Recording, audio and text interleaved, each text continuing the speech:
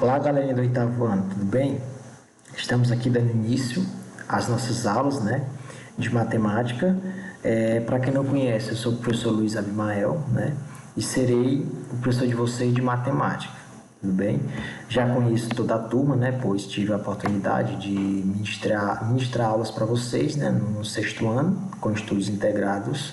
E agora, em 2021, estou tendo a oportunidade de ministrar aulas para vocês com matemática, tudo bem? Então, pessoal, aí no livro de vocês, para quem tem livro, claro, no primeiro capítulo do livro, corresponde a quê? Ao conjunto dos números racionais. Então, nós iremos estudar no primeiro capítulo o conjunto dos números racionais. Vocês lembram? No sexto ano vocês estudaram o conjunto dos números naturais. No sétimo ano vocês estudaram o conjunto dos números inteiros. E agora no oitavo ano vocês terão a oportunidade de estudar o conjunto dos números racionais, certo? Professor, o que é o conjunto dos números racionais? Em um conceito mais direto, você pode dizer o seguinte: é todo número que pode ser escrito em forma de fração. Então, todo número que tiver que você puder, representar em uma forma de fração, você pode estar dizendo ou afirmando que aquele número é o número racional, certo? Então, como vocês podem perceber, aí tem uns exemplozinhos, Mariana viajou com sua família para o Chile e no dia 3 de julho de 2018 experimentou uma temperatura de menos 3 graus Celsius. Paulo está no oitavo ano, em sua classe há 30 alunos. As meninas correspondem a 2/3 da turma. Dessa quantidade, 20% usam óculos, certo? Então, como vocês podem perceber, aí tem 3 exemplos em que se usam números. E todos esses números são ditos racionais. Por que são racionais? Porque você pode representá-los através de fração, tudo bem? Então, qualquer número em que você pode expressar através de uma fração, você pode dizer que você está trabalhando com um número racional, seja ele positivo ou negativo, tá certo? Essa fração, no caso, o número que vai estar no numerador e no denominador são números inteiros, ou seja, não pode ser negativo, pode ser positivo. Por isso que no primeiro exemplo aí, você tem aí a temperatura, o menos 3, Então, o menos 3, se formos procurar uma representação fracionária para ele, você poderia muito bem dizer menos 3 sobre 5, menos 15 sobre 5. Se você pegar 15 e dividir por 5, você vai encontrar o menos 3, tá certo? Então, logo você pode afirmar que o menos 3 é um número racional porque existe uma representação fracionária, em que mostra claramente que se vai se obter o resultado menos 3, certo?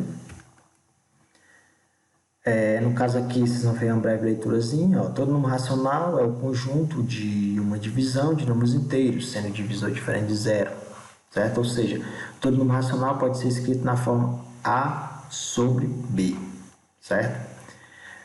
Mais embaixo aqui nós temos o quê? Temos a reta numérica, A reta numérica você já conhece, Você já conhece, estudaram aí no sétimo ano, no ano passado, Aqui na reta numérica, simplesmente está só mostrando como se localiza um número racional nessa reta, tudo bem?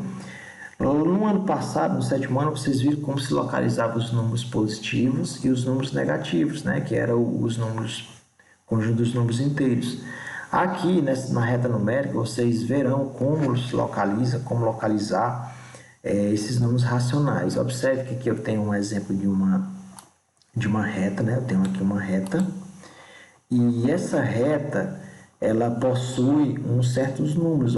Tem 0, aqui você tem 1/4, aí você tem 1 e você tem 2, certo? Então, 1/4, como é que você localiza uma fração, na reta numérica?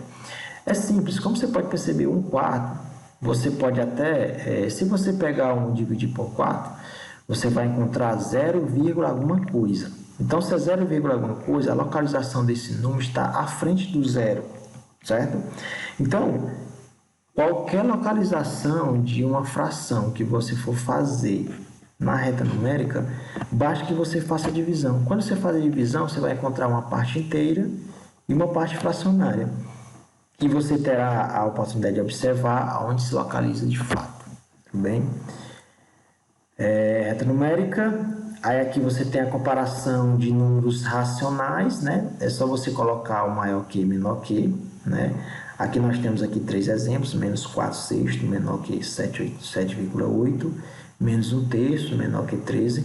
Nesses 3 exemplos aqui, como vocês podem perceber, como o primeiro número já é negativo, ou são negativos, e os segundos números são positivos, então lógico é que você já pode colocar de fato que são menores, né? Você sabe que os números negativos são menores que os números positivos. Então você pode estar tomando como base esse conhecimento e já colocando os sinais de maior que e menor que. Aí aqui mais embaixo tem aqui as operações com números racionais, né? Tem aqui a adição e subtração. Como vocês podem perceber, né? Como eu falei para vocês, as representações fracionárias de certos números são os números racionais. Então, vocês irão ver bastante vezes aqui a soma de fração, subtração de fração, multiplicação de fração. Aqui no primeiro caso e segundo caso, vocês estão percebendo que estamos aqui fazendo uma operação com fração, certo?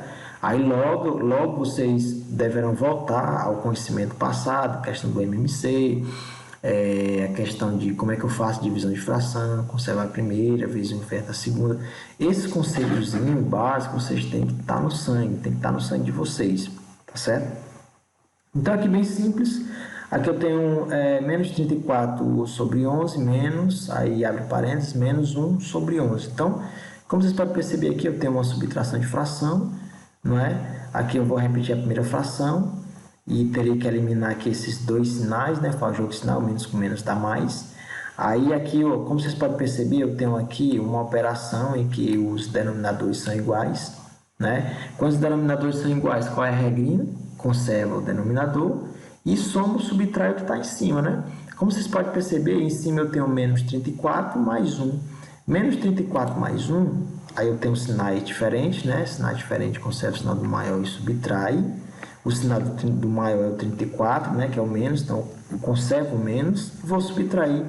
34 tirando 1 fica 33. Só que 33 dividido para 11, né, vai ter o que? Menos 3, né?